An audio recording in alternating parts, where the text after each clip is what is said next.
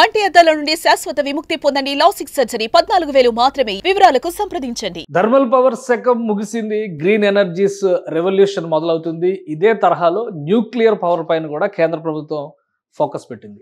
2070 machine పేరుతో దేశవ్యాప్తంగా అణు విద్యుత్ ఉత్పత్తి కేంద్రాలని విస్తరించాలనేటువంటి లక్ష్యాన్ని కేంద్ర ప్రభుత్వం తీసుకుంది. అందులో భాగంగానే ఎన్టీపీసీ నేషనల్ థర్మల్ పవర్ కార్పొరేషన్కి ఈ బాధ్యతలను ప్రత్యేకంగా అప్పగించింది. ఈ క్రమంలో దేశవ్యాప్తంగా ఈస్ట్ కోస్ట్, వెస్ట్ కోస్ట్, తూర్పు తీరం, పశ్చిమ తీర ప్రాంతాల్లో ఉన్నటువంటి రాష్ట్రాలతో ఎన్టీపీసీ సంప్రదింపులు జరుపుతుంది.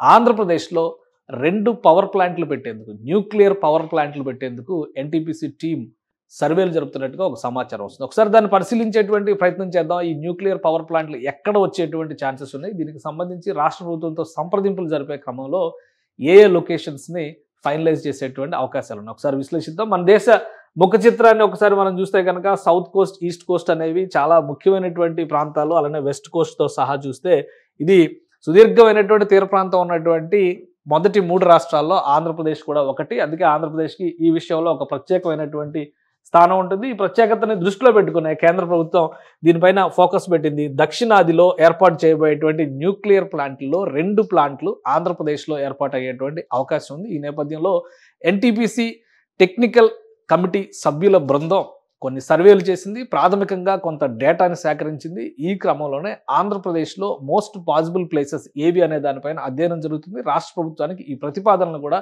పంపించినట్టుగా ప్రాథమిక సమాచారం అందుతుంది. ఒకసారి పరిశీలిద్దాం. ఇందులో ఈ రేస్లో ముందున్నటువంటి జిల్లాల వారీగా చూద్దాం. ఉమ్మడి జిల్లాల వారీగా ఏవి అనేది ఒకసారి పరిశీలిద్దాం. వాస్తవానికి మన దేశంలో న్యూక్లియర్ పవర్ ప్లాంట్ల సంఖ్య చాలా తక్కువగా ఉంది. న్యూక్లియర్ పవర్ అనగానే అణుబాంబ్ అనేటువంటి ఒక భయం ఉంటుంది. ఇంకోటి ఏంటంటే ఇందులో నేను ఇవ్వాల్సినటువంటి క్లారిటీ, న్యూక్లియర్ ప్లాంట్స్ వేరు, న్యూక్లియర్కి సంబంధించినటువంటి మైనింగ్ వేరు. అంటే యురేనియం మైనింగ్, దీనికి సంబంధించి నల్లమల్ల ఫారెస్ట్లో కొంత వ్యతిరేకమైనటువంటి నినాదాలు లేవనెత్తిన సందర్భాలను మనం చూసాం. ఆందోళనలో రేగినటువంటి పరిస్థితిని కూడా చూసాం. కానీ న్యూక్లియర్ పవర్ ప్లాంట్స్ అనేవి వీలైనంత ఎక్కువ విద్యుత్ ఉత్పత్తికి ఆస్కారం ఉండేటువంటి వ్యవస్థలు ఇవి. మోడర్న్ కంట్రీస్ అన్నీ కూడా ఇందులో ఫాలో అవుతున్నటువంటి పరిస్థితి ఉంది. అదే తరహాలో దేశవ్యాప్తంగా జీరో ఎమిషన్ పొల్యూషన్ అనేటువంటి నినాదంతో కేంద్ర ప్రభుత్వం కొన్ని విధానాలు తీసుకుంది. అందులో రెన్యూవబుల్ ఎనర్జీస్ని, న్యూక్లియర్ పవర్ని కూడా పెద్ద ఎత్తున ప్రోత్సహించాలని నిర్ణయించింది. ఆ క్రమంలోనే న్యూక్లియర్ పవర్ ప్లాంట్ ఏర్పాటు అనేటువంటి చర్చ నడుస్తుంది. ఈ క్రమంలో 2-3 ప్రాంతాలని ఇప్పటికే ప్రతిపాదనల రూపంలో రాష్ట్ర ప్రభుత్వం ముందర పెట్టినట్టుగా సమాచారం వస్తుంది. జాతీయ మీడియాలో కూడా దీనికి సంబంధించినటువంటి కథనాలు వస్తున్నాయి. ఇందులో మొదటి ఆప్షన్గా చూస్తే నెల్లూరు జిల్లా కనిపిస్తుంది. నెల్లూరు జిల్లాకు అన్ని రకాలుగా కలిసి వస్తున్నట్టుగా ఉంది. లెక్క చూస్తే నెల్లూరు మొదటి ఆప్షన్ కింద కనిపిస్తుంది. ఇక్కడ కొన్ని ప్రాంతాలను ఆల్రెడీ సర్వే చేశారు.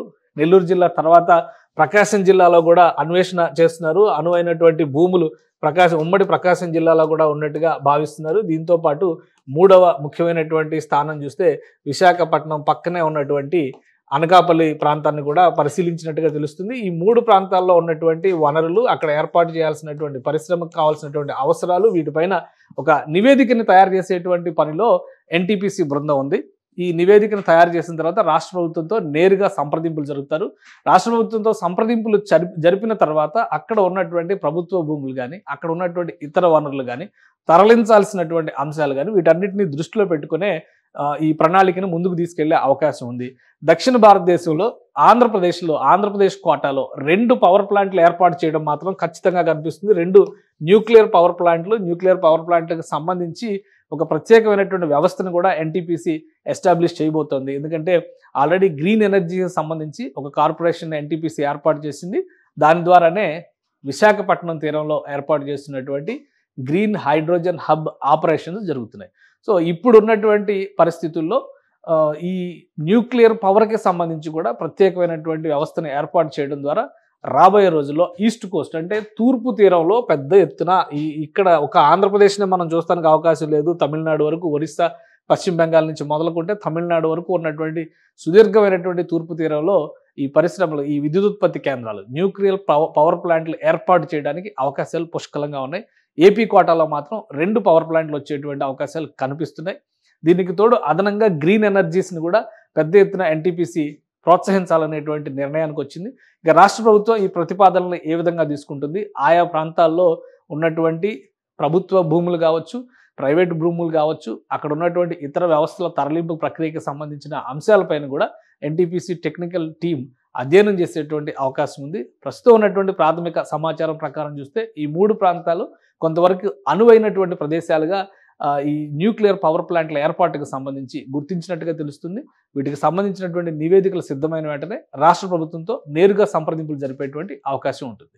సుమన్ టీవీలో మీ పర్సనల్ అండ్ బిజినెస్ ప్రమోషన్స్ కోసం కింది నెంబర్కి కాంటాక్ట్ చేయండి.